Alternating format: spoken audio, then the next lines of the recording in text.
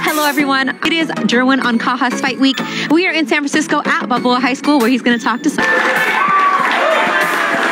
For Jerwin to come out and say he wants to meet the Filipino, his success with the community here in San Francisco. It's important because they get to see an internationally acclaimed coming all the way down here.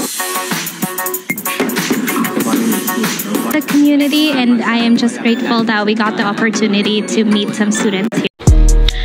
Jerwin and Kahas update lang tayo mga par. Sabi dito par, mas mamaw daw o mas malakas itong si Jerwin ang Kahas kapag nasa mas mabigat na division ang kanyang nilalabanan.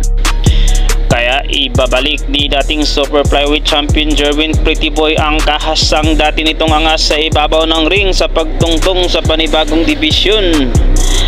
Matapos ang ilang buwang pananahimik, buhat ng malasap ang masaklap na pagkatalo laban kay World Boxing Association o WBA Bantamweight Champion Takuma Inoue na nagtapos sa 44 segundo ng ika-9 na round kasunod ng kanang uppercut sa sikmura nitong February 24 sa Kokugikan National Sumo Arena sa Sumida City sa Tokyo.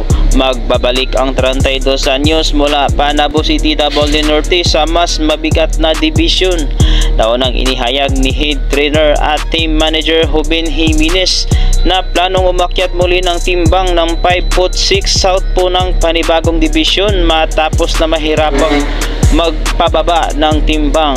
Matapos umanong mabigong may pagtanggol at may balik niya ang Kahas sa kanyang International Boxing Federation o IBF Junior Bantamweight title laban kay Fernando Martinez ng Argentina ay umakyat ito ng 118 pounds.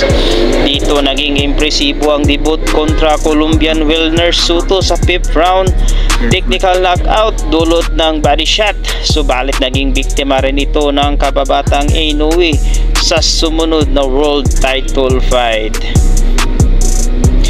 Magbalik tune up fight na siya pero sa mas mabigat na weight division na siya lalaban kasi hirap na siyang kunin kahit iyong 118 pounds.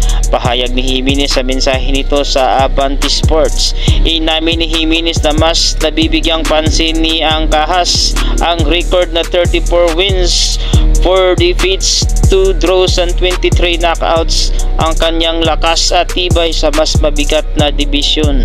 Hindi tulad ng nagbababa ito ng timbang sa 118 pounds na 2 beses niyang nilaruan laban kay Soto noong Hunyo 24, 2023 sa Minneapolis, Minnesota. Nakikita namin sa sparring kapag malaki siya ay nailalabas niya iyong lakas at matibay siya. Kaya niyang tapatan at babagsakin iyong mga nasa mabigat na weight divisions. Paglalahad ni Jimenez na ginawang halimbawa sa International Boxing Federation IBF featherweight titleist Luis Alberto Lopez ng Mexico na kanyang inuupakan tuwing sparring.